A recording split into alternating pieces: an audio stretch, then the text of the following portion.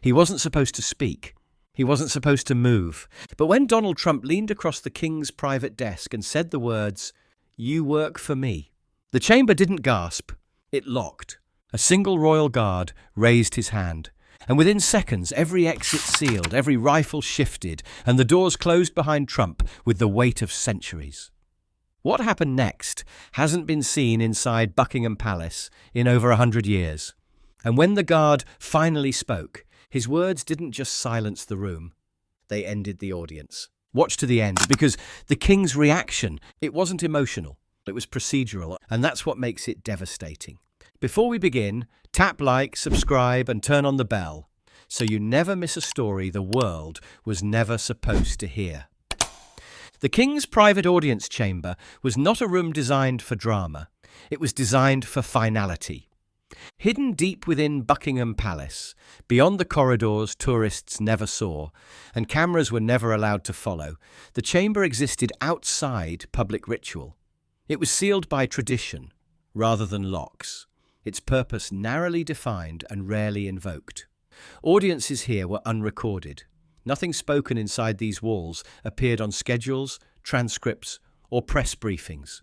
The room did not need spectacle to carry authority. It had centuries. Late afternoon light filtered through the tall sash windows in narrow bands, softened by the pale winter sky. It was the kind of light that flattened shadows and dulled edges, leaving everything subdued and exact. The air was still, conditioned to a precise temperature, scented faintly with old wood and polish. Even footsteps seemed to lower themselves upon entry. A small diplomatic delegation stood arranged along the outer wall, 4 aides, 2 British, 2 American, each positioned where protocol placed them. No one sat. No one leaned. Hands folded, spines straight, eyes trained forward or respectfully lowered. This was not a room for notes or whispered asides. It was a room where presence alone carried consequence. Near the inner door stood Sergeant Rowan Hale of the Royal Guard. He was motionless in the way only long training allowed, not stiff, not performative, simply fixed. His ceremonial uniform was immaculate, the red fabric uncreased, boots polished to a mirror sheen that reflected the pale stone beneath him. His hands rested at regulation position, fingers relaxed but ready. He did not scan the room openly. He did not need to. Every angle, every breath, every subtle shift registered without effort. Nothing dramatic ever happened here. That was the point. Words spoken in this chamber were chosen with care, not because voices might be raised, but because they would not be answered lightly. Statements made here lingered. Silence carried meaning. Even seasoned diplomats adjusted their posture when crossing the threshold, instinctively aware that this space did not forgive carelessness. King Charles sat at the head of the chamber, composed, unreadable, waiting. And Sergeant Hale stood at his post, not expecting trouble, only prepared for it. In a room like this, preparation was not anticipation of conflict. It was respect for the fact that when something finally did happen, it would matter. Sergeant Rowan Hale had stood inside the audience chamber 27 times since his assignment to the Royal Guard's inner diplomatic detail. Not once had he ever moved. Movement was not expected in this post. Not unless it was sanctioned, signalled, or required by protocol. And protocol, within this particular room, had not changed since the reign of Queen Victoria. Hale knew the regulations by heart, knew which rooms required fixed stances, which allowed limited tracking, and which, like this one, called for a kind of stillness deeper than discipline. The audience chamber demanded a guard who could vanish into posture, presence without presence, witness without reaction. That was what Hale was trained for. He was neither the youngest nor the most senior on the detail, but his name had been raised quietly by the King's own Chief of Staff after Balmoral, where Hale had de-escalated a tourist confrontation without speaking a word. He was known not just for restraint, but for accuracy. He did not misread tone. He did not react to provocation. He responded only to thresholds. Thresholds were procedural, measurable breaks in protocol that shifted a guard's role from ceremonial to defensive. Hale monitored those like a second pulse. Not intent, not insult, not ego, but line crossings. Even now, standing with one foot subtly braced and weight balanced evenly through both heels, he tracked the rhythm of the room, the king's even breathing, the placement of the aids, the pacing of speech between both sides of the delegation. Everything was standard until it wasn't. Donald Trump, seated across from King Charles in a tailored blue suit and slightly lifted red tie, had been speaking with casual confidence since the start of the meeting. Jokes, compliments, small, veiled assertions of authority. Hale did not mark them as threats. Political swagger wasn't unusual. Americans often blurred lines without realizing which ones mattered. But something had shifted. Trump's body language had changed, just slightly. A lean forward, a palm open on the edge of the king's desk. His tone had grown more clipped. Fewer pleasantries, more command. Hale didn't assume, he simply listened. Because if a line was about to be crossed, the guard would not guess. He would know. It happened quietly. Trump leaned in, elbows resting lightly on the armrests, his frame tilted just far enough forward to signal dominance without crossing into impoliteness, at least by American standards. His voice lowered, not into a whisper, but into something closer to the cadence of a deal being closed. And then, with the unmistakable confidence of someone who assumed the room belonged to him, he said it, "You work for me." The words didn't echo. The room was too finely furnished, too softly draped, too precisely insulated for sound to bounce. But the silence afterward made it feel like the sentence had shattered something anyway. King Charles did not move. He didn't blink, didn't shift, didn't adjust the corner of the folder beside him. The air did not change temperature, but it felt colder. One of the British aides, standing to the left of the throne chair, drew in a breath too quickly and caught herself. An American aide, less attuned, raised an eyebrow, but didn't speak. And near the rear of the chamber, Sergeant Rowan Hale felt the moment settle over his shoulders like a weight he hadn't asked to bear. This wasn't arrogance. Arrogance was tolerated. It wasn't disrespect. Disrespect, in its various subtle forms, happened often and was met with silence. This was different. This was a declaration of ownership inside the seat of the monarchy. Not symbolic ownership, not political leverage, literal assertion. You work for me. Hale did not move. Not yet. But somewhere deep within the guard's memory, the kind trained through decades, not years, he felt a rule activate. One not written in manuals, one passed through posture and silence, from guard to guard, across generations. You do not speak to the crown like that, and if you do, the palace does not respond with rage, it responds with order. The silence stretched. Not long, maybe 4 seconds, 5 at most, but long enough for every person in the room to feel it. Not the silence of awkwardness, not even the silence of offence. It was the silence of assessment. Hale didn't flinch, but his awareness narrowed. This wasn't about emotion. A royal guard did not gauge tone or volume. He did not interpret irritation, rudeness, or political tension. That wasn't his job. His job was to recognize when the crown's sovereign status had been compromised, verbally, physically, procedurally. That threshold had nothing to do with sentiment. It was triggered by claims of control. And "you work for me" was not a personal insult. It was a jurisdictional violation. Within these walls, there existed a protected hierarchy of command. Even diplomats with full privileges never crossed that line, not because they feared the king's response, but because the system itself would respond before he ever needed to. Hale's eyes remained fixed on the central axis of the room, trained through peripheral discipline on the king's posture. The king hadn't moved, but that was its own signal. The audience chamber had very specific coded gestures. A raised palm meant pause. A closed folio meant dismissal. But sometimes, rarely, stillness itself was the command.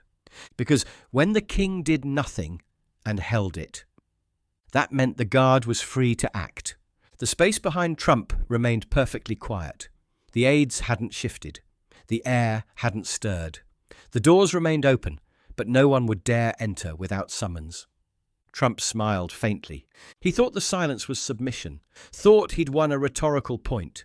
Perhaps he assumed the king's inaction was resignation, or the kind of bemused British civility that passed for diplomacy. He mistook the stillness for weakness. But Hale had been trained to recognize the difference. This wasn't stillness, it was readiness. Sergeant Rowan Hale stepped forward once, and it wasn't sudden, it wasn't aggressive. It was the kind of movement so deliberate it rewrote the room's geometry. 1 foot advanced half a pace. His spine straightened by a fraction. The shift was subtle enough that anyone unfamiliar with ceremonial discipline might have missed it entirely. But every guard in the chamber saw it. Hale raised his right hand, not high, not dramatically, just to shoulder level, elbow bent, wrist straight. Then, with measured control, he closed his fingers into a fist. That was all. No words followed. No announcement echoed through the chamber. The gesture itself carried no theatrical meaning, no symbolic flourish. It was not meant to be understood by guests. It was meant to be obeyed. The signal had not been used inside the private audience chamber in over a century. Most of the younger aides had never seen it in practice. It existed only in training manuals marked rare execution, reserved for moments when authority within the chamber was no longer theoretical. The fist meant containment. It meant that whatever had been said could not be unsaid, and that movement from this moment forward would be controlled. Trump noticed the motion late. Too late to interrupt it, but early enough to feel the shift before understanding it. His head turned slightly, eyes narrowing, not in fear, but in confusion. He hadn't been addressing the guard. He hadn't expected the guard to move at all. King Charles still did not speak. The silence deepened, not with tension, but with structure, because once the signal was given, the palace no longer waited for permission. It moved. The moment Hale's fist closed, the response began, not loudly, not chaotically, but with the terrifying precision of an institution that had trained for this. 2 guards flanking the far ends of the chamber shifted first. Their boots moved together, heels clicking once on the stone in perfect unison. No weapons raised, no threats issued, just subtle shifts of posture. Hands moving from ceremonial rest to alert ready. The polished barrels of their rifles lowered a few inches, still vertical, but now prepared for stance rotation. Behind Trump, the massive oak-panelled double doors groaned closed on hydraulic hinges, sealing the room with a soft but thunderous thud. The sound was not designed to startle. It was designed to end conversation. The aides, British and American alike, froze. One of the American staffers instinctively turned to look at the closing door, confusion rising behind his eyes. The British aide beside him didn't move. She knew better. From the outer corridor, distant but distinct, came the echoed thump of locking bolts rotating into place. Manual override activated from the hallway junction. Every exit in the diplomatic wing was designed to respond to that signal. That kind of containment was reserved only for audience breach protocol. Trump looked around. For the first time, his expression shifted from confidence to unease. Not fear, not yet, but recognition that something had occurred and that he was no longer the one in control. He shifted in his seat. "What's going on?" he asked aloud, eyebrows raised in mock confusion. Are we doing theatre now?" No one answered, because the protocol did not require anyone to answer. Hale had not moved since signalling. His hand was now back at his side, fists unclenched, but his stance was active. The room around him was no longer ceremonial. It was locked, alive. One by one, the guards in the chamber had adjusted. Not drawn weapons, not spoken, just shifted into position. Trump looked toward King Charles, expecting perhaps a rebuke of the guard, a softening, a smile. But the king did not meet his eye. Instead, he remained seated, unmoved, as though this sequence had been expected. Trump blinked, because suddenly, for the first time all day, he wasn't sure what the rules were anymore. The silence lingered like a held breath. Then, from the stillness, Hale's voice emerged, clear, centered, and without inflection. This audience is suspended, not raised, not barked, not delivered with emotion, just spoken with the kind of calm that stripped the sentence of any ambiguity. It wasn't a request. It wasn't a suggestion. It was an execution of protocol. Trump turned his head slowly. "Excuse me," he said, one brow lifting. "You're suspending the audience? Based on what?" No one answered. Hale didn't shift. He didn't repeat himself. He didn't engage. His authority did not come from debate. It came from definition. Once the phrase had been spoken, "This audience is suspended," no conversation could legally continue between the Crown and the visitor until the breach was reviewed by internal diplomatic council. That rule was older than almost every living person in the room. Trump looked at the guards along the walls. None met his eye. "You can't be serious," he muttered. "I said 4 words." But they weren't just any 4. And in this chamber, context wasn't required when a line was crossed. Hale's face remained impassive, his posture anchored. The moment was no longer rhetorical. It was now procedural. And in Buckingham Palace, procedure was power. The king did not speak. He didn't sigh, didn't clear his throat, didn't glance toward his aides, or offer Trump a diplomatic path to save face. He simply lifted his gaze, slowly, steadily, and looked across the chamber, not at Donald Trump, at Sergeant Rowan Hale. And then, with the subtlety of a man who understood the weight of gestures inside these walls, he gave a single deliberate nod. Small, unhurried, measured. It lasted less than a second. But in that second, the entire chamber realigned. Because that nod didn't just approve the guard's action, it transferred authority. The room recognized the shift instantly. Not one aide moved. Not one official interrupted. In the old language of palace protocol, a silent nod from the monarch during a procedural breach handed temporary dominion over the room to the security lead, not to retaliate, not to confront, but to contain. Trump saw the nod. He didn't understand it. He glanced back at the king. "Wait, Charles, are we really doing this?" Still no answer, because the audience had been suspended. And once suspended, the Crown became silent by rule. Trump shifted again, shoulders squaring as if to draw attention back toward himself. He was used to movement, reaction, performance. But nothing in the chamber moved now except the dust settling in the slanted light from the window panes.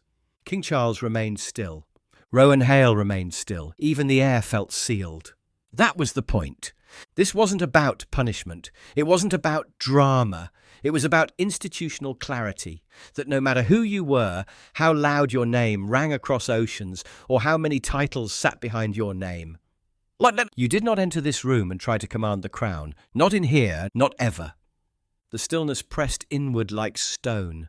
Trump leaned back in his chair now, expression shifting, less confident, more performative. He exhaled sharply through his nose, glancing sideways at his aides, as if inviting them into the moment.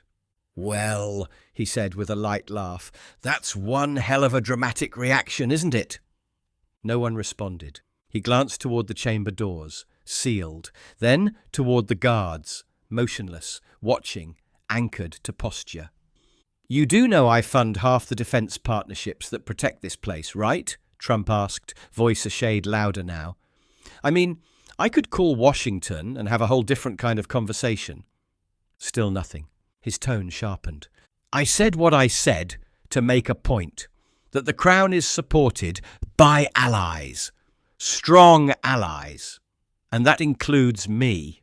So what? I phrased it in a way that felt natural, big deal." His words now echoed slightly in the chamber. The room had been designed for silence, not justification. There was no echo unless you raised your voice. Trump's aide behind him finally spoke cautiously. "Sir, maybe we let this sit. Defer further comment until a formal—" Trump held up a hand, silencing him. He turned back toward the king. "You're really just going to sit there," he said. "Let your guards run this? Suspend a conversation with a visiting head of state over one sentence? That's how little this relationship means to you? King Charles didn't flinch. He was no longer participating, not by choice, but by rule. The silence now wasn't personal. It was structural. The moment the guard declared the audience suspended, the king's voice was no longer his own. It belonged to the framework. Trump looked back at Hale. "You don't get it," he said, slower now. "You think this makes you strong. It makes you look scared, weak. You're a soldier. You should be ashamed of taking orders from silence." Hale didn't blink. He replied only once, tone exact. "I take orders from protocol, sir." The words landed not as insult, but as fact. And for the first time since entering the chamber, Trump looked genuinely uncertain. Not because someone had challenged him, but because someone hadn't. The doors reopened with a muted click. Not the grand outer doors Trump had entered through, but a secondary panel near the rear corner, flush with the wall, barely noticeable unless you knew to look for it. The kind of door used not for ceremony, but for function. Through it stepped a tall man in a tailored dark coat, papers in hand, escorted by a discreet pair of internal stewards. He moved quickly, but not with urgency. He didn't need to rush. His presence alone changed the temperature of the room. The Lord Chamberlain had arrived. He was the highest-ranking officer of the royal household, an invisible backbone of tradition and enforcement, whose job was not to entertain guests, but to manage breaches, rarely seen by the public, known by every person in the palace who understood power. He offered a subtle nod to Hale, then to the king, who did not return it. The king, bound by suspension protocol, could not. "Mr. Trump," the Lord Chamberlain said, his voice smooth and low, "this audience is concluded." Trump stood up. "Concluded? I haven't even—" "It has been suspended due to breach," the Chamberlain continued, not raising his voice. "The diplomatic record will reflect this. No further verbal exchange may occur between parties until a review has been conducted." Trump's mouth opened, but no sound came. "The Crown will issue no statement," the Chamberlain added. "No press release, no transcript. This event does not exist publicly, but it will be recorded internally as a formal procedural freeze." He folded the paper in his hand and handed it to one of the aides, who tucked it into a secure leather folio. Trump exhaled, half scoff, half laugh. "So that's it? I cross a line no one explains, and you seal the room?" The Chamberlain paused only briefly before answering. "The line was explained the moment you crossed it, sir. You just didn't recognise it." Trump stepped back, momentarily unsure whether to argue or exit. And that's when the second pair of inner doors opened, this time to his left. Two ceremonial escorts stood waiting. Not to remove him forcefully, just to escort him out the long way, which, in this place, was worse. Trump didn't move at first. He stood halfway between the king's desk and the ceremonial exit, shoulders lifted, chin slightly raised, like he might still salvage control through sheer presence. But presence had lost its value in this room. Authority no longer belonged to the loudest figure in it. One of the ceremonial escorts took a silent step forward, not aggressive, not coaxing, just standing there as if holding open the expectation that Trump would comply. Trump finally exhaled, a sharp breath through the nose. "You people are out of your minds," he muttered, mostly to himself. He adjusted the knot of his tie, smoothed his jacket, and walked alone toward the far side of the chamber. No aide followed. No one spoke. The American delegation remained frozen at the wall, their posture more rigid now than when they entered. The British aides watched without blinking. Each step Trump took echoed once against the stone tile and then vanished. There was no applause, no polite closing phrases, just footsteps and stillness. The long way out meant passing behind the king, around the perimeter, past the guards who did not move, did not acknowledge, did not flinch. When he neared the far arch, Trump turned, briefly, to glance back. His eyes met no one's. Even the king remained still, hands resting lightly on the armrests, face unreadable. The ceremonial exit doors opened for him, slow, soundless. He stepped through. No one followed. The doors closed with finality, not force. A soft click behind him, and he was gone. Inside, the room remained frozen in its after-image. The king hadn't risen. Hale hadn't moved. The aides hadn't breathed louder than protocol allowed. But the moment had passed. The words had been spoken. The response had been executed. And now the silence returned, not heavy, not tense, but resolved. As if the palace itself had completed a function it hadn't needed in years. A breach had occurred, and the building, without emotion, without violence, had sealed it shut, not with spectacle, but with procedure. The chamber exhaled, but only slightly. Trump was gone. The doors were closed. The final footstep had faded into the distance, yet no one moved as though the moment were over, because it wasn't, not fully. Sergeant Rowan Hale remained standing in the same forward stance, still alert, posture still engaged. He had not relaxed. Not yet. The process wasn't finished until the room reset itself. And so it did. One by one, the ceremonial guards at each station returned to neutral, shoulders lowered by degrees. Rifles returned to passive hold. Their boots shifted back a quarter turn to face center. The tension didn't dissipate, it disengaged, like a system powering down. The king finally moved. His hands lifted, gently, and closed the leather folio that had remained untouched during the entire exchange. No words followed. He did not speak to Hale. He did not address the aides. His silence was not distance, but formality. The rules were still in effect. Suspension protocol required a cooling period. No discussion, no review, no processing. Just return. The aides bowed slightly, heads inclined. One of them stepped toward the chamber exit and opened it quietly. The others followed, never breaking the rhythm of control the room had imposed from the beginning. Sergeant Hale remained where he was until the last official had exited. Only then did he step back into position, precisely one pace behind his original post, still silent, still watching. There were no commendations, no spoken acknowledgements, no glances from the king, no nods, no approval, because nothing that had happened would be recorded in history. It wasn't scandal, it wasn't crisis, it was something more powerful. It was containment.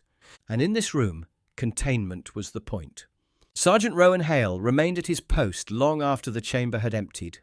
The light through the high windows had shifted, softer now, tinged with the pale gold of late afternoon. Dust drifted lazily through the air, catching slanted beams that reached the stone floor like fingers. The room had returned to what it always was, still, restrained, private. No one had thanked him. They wouldn't. That wasn't how it worked. The guard did not expect ceremony after procedure.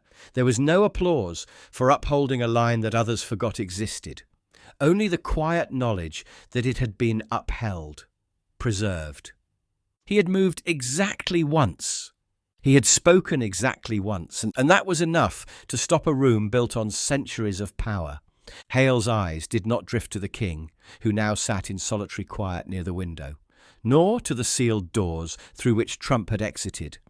His gaze remained straight ahead, focused on the centre of the chamber. Not because he was watching for another breach, but because this room demanded a kind of vigilance that didn't fade after one moment. It deepened, hardened. Trump's words would not appear on any transcript.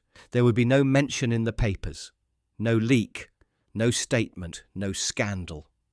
And yet everyone who had stood in that room would remember exactly where they were when it happened. Because for a single moment, a line older than any one man had been crossed. And it wasn't anger that answered. It was discipline. It was silence. It was a single raised hand and a protocol older than ego. Hale exhaled once, slow and invisible. Then he resumed stillness. The room once again was intact. Should a royal guard be allowed to intervene when words, not weapons, crossed the line of authority? Was Sergeant Hale protecting the king or the monarchy itself? And where should the line between diplomacy and protocol be drawn? Let us know your thoughts in the comments below. I read every single one. If this story kept you watching, go ahead and tap like, hit that subscribe button, and don't forget to turn on the bell icon so you never miss a single episode. And if you know someone who needs to be reminded that true power doesn't shout, share this video with them. Your next Royal Guard stories should be appearing on screen right now. Pick one to keep watching. And I'll see you tomorrow, same time, with a brand new Royal Guard story.